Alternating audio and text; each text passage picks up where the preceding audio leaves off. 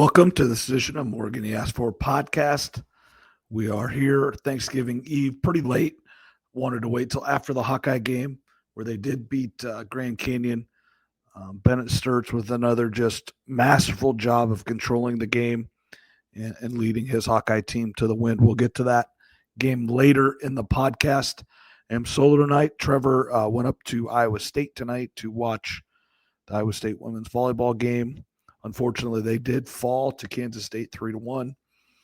So not the result that we wanted there, but good to be able to go up there with Durandes and watch Faith play all that everything. So first, you just want to wish everybody a happy Thanksgiving. Most people will listen to this probably driving somewhere over this weekend holiday, going to see family, friends, or whoever is important to you. So drive safe. Here in Iowa, I think we're going to get one heck of a snowstorm on Friday night, Saturday. Be safe, be careful, but don't be too afraid. It's just a little bit of snow, but it will be the first snow of the year, so some people will drive a little crazy, but you can get there just slow and steady, and you'll get there. First, we want to talk football here, college football. We're going to leave the NFL for the most part. I just want to talk one real quick thing with the NFL. The Chicago Bears win again on top of the NFC North, inching closer and closer to the number one seed in the NFC, with the Philadelphia losing to the Cowboys. So we'll get Trevor here next week, and we'll talk more and more. We'll see how the Bears do this week. There's NFL Thursday, Friday, and Sunday this week, so be ready. Obviously, tomorrow's a big NFL day with the Packers or the Lions playing at home, Dallas playing at home, and then one other game. I don't remember who it is for sure, but there's always one night game as well. So I'm not the most in tune to NFL, but I will definitely watch the games tomorrow. Thanksgiving is a big football day, and I will enjoy that. Friday, I think the Bears play Friday with also the Hawkeyes playing Friday at 11. And I believe Ole Miss, Mississippi State play at 11. So several games Friday morning into Friday night.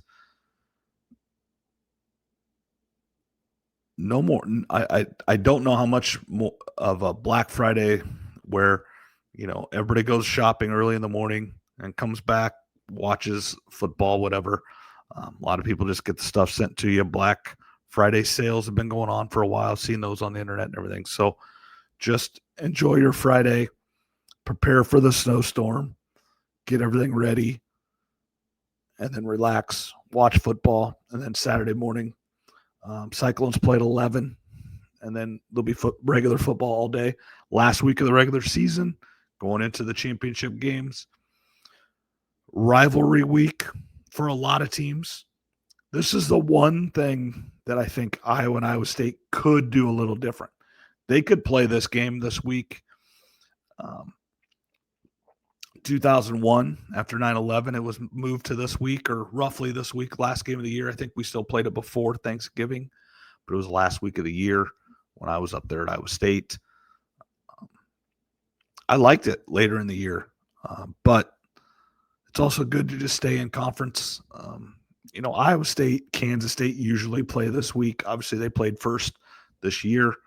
Iowa's now established kind of a Black Friday tradition with Nebraska, another good rivalry. So they really have about their next best rivalry going, so not too bad. But you've got Ohio State, Michigan, Mississippi State, Texas A&M, Auburn, Alabama, Florida State, South Carolina, Clemson, Georgia Tech. You've got others out there as well, USC, UCLA, Oregon, Washington. Just great week of football. We spend all year talking about college football. For many teams, this will be the last game.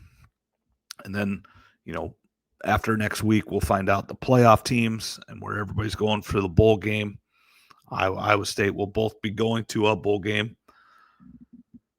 with Iowa State should win. Let's just talk about that game. Not really much into it. Oklahoma State's really bad. Iowa State's playing better. They just need to go down there, take care of business, win the football game, and then determine your bowl game. The only interesting thing is kind of the slotting of the Big 12 looks like a Liberty Bowl, but we've been to the Liberty Bowl quite a few times here in the last, 10 years. I'm pretty sure Iowa State is pushing to not go there. Also, Orlando several times the last 10 years. So I believe they are pushing for the Rate Bowl, which is in Phoenix. It's just something different. It's lower on the pecking order of bowl games. So I suppose those other games could go ahead and pick Iowa State, but I'm pretty sure Iowa State's putting it out there that they don't want to go back to Orlando or Memphis. Really nothing against those places, just you don't want to keep going to the same place over and over unless you're the Hawkeyes and you want to go to Tampa every single year. I do think Iowa's in play for Tampa as long as they beat Nebraska. It might be just whoever wins this game goes to Tampa. If Nebraska would beat Iowa,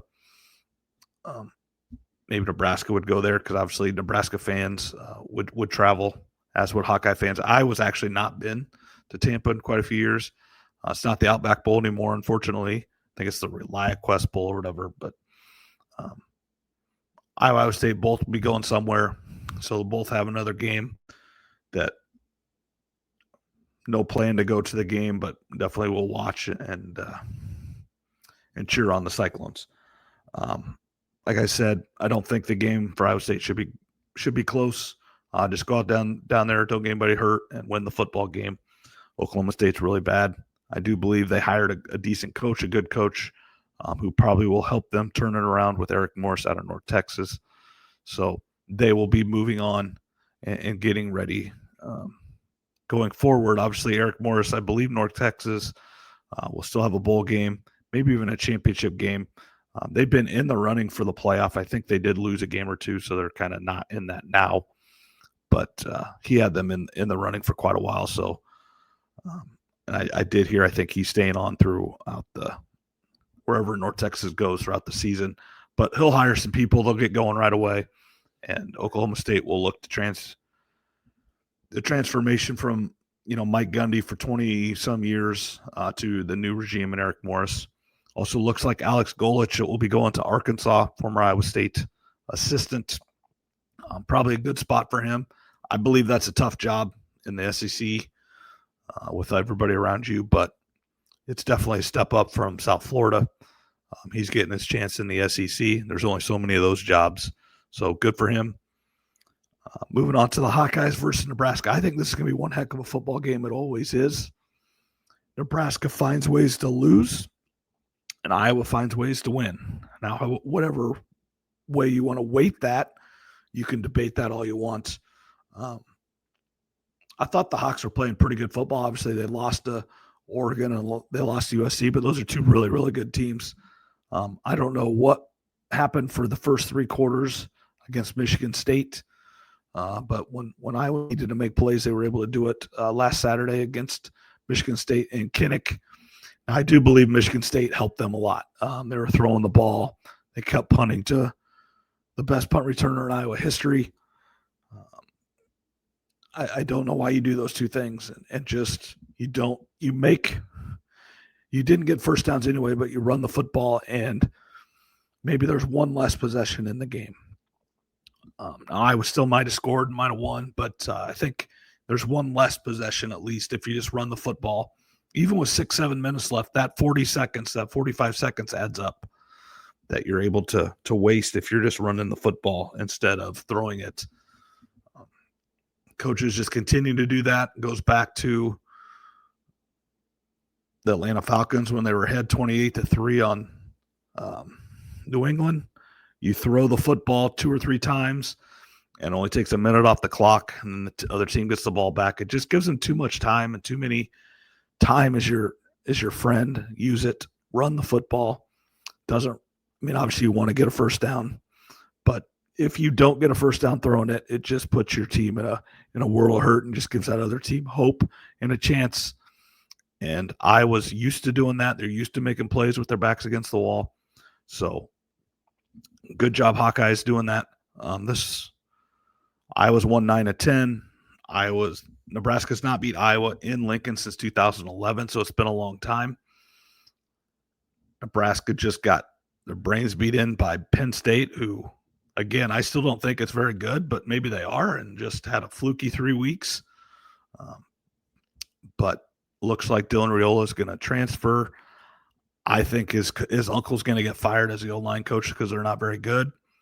So I just think the Raiola family is moving on for Nebraska. And that's not necessarily a bad thing because there's just a lot of pressure on him, a lot of attention, baby Mahomes, whatever you want to call him. And this young guy that's been playing quarterback the last couple of weeks since Raiola got hurt has done pretty well. I mean, he's, one was against UCLA, and they are what they are. And even the Penn State game, it wasn't all his fault, but he's played okay. And I think they're just going to go with him and have a recruit, bring in other recruits and see where it goes. You can always get someone in the portal. Nebraska has resources. They will get whatever they think they need. With the playoff, as long as the favorites win, which most of the favorites are kind of a big time favorite, it's not a 2 or 3 point game. And the ones that are, like Texas Ole Miss or Texas A&M is real close. Texas can beat Texas A&M, and Texas A&M still going to the playoff. Georgia Tech beats Georgia. They're probably still going to the playoff. Now, the ones that are questionable is Oregon, Washington. They might drop all the way out. Ole Miss, that's a whole different situation with the Lane Kiffin saga going on. The more and more this goes on, I do think he is going to leave. I'm surprised at that. Actually, when this first started, I thought he might stay, but it does look more and more like he's going to leave.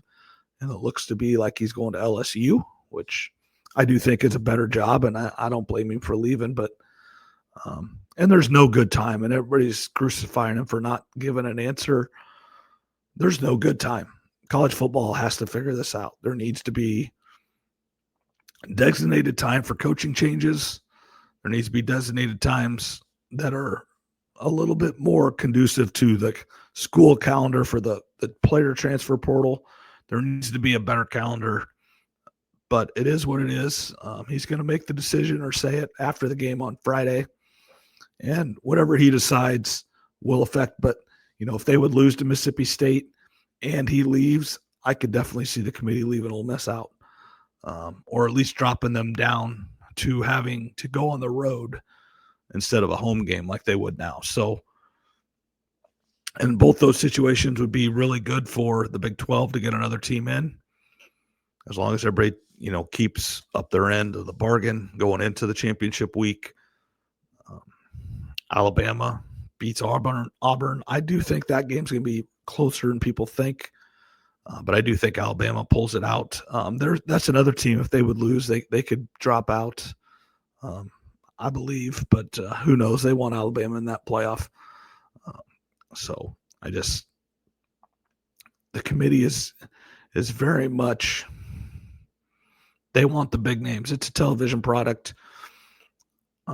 Notre Dame's in.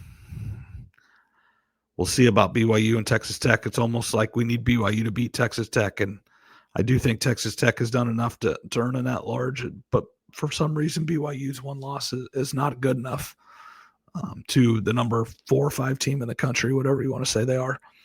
But it is what it is. That's college football.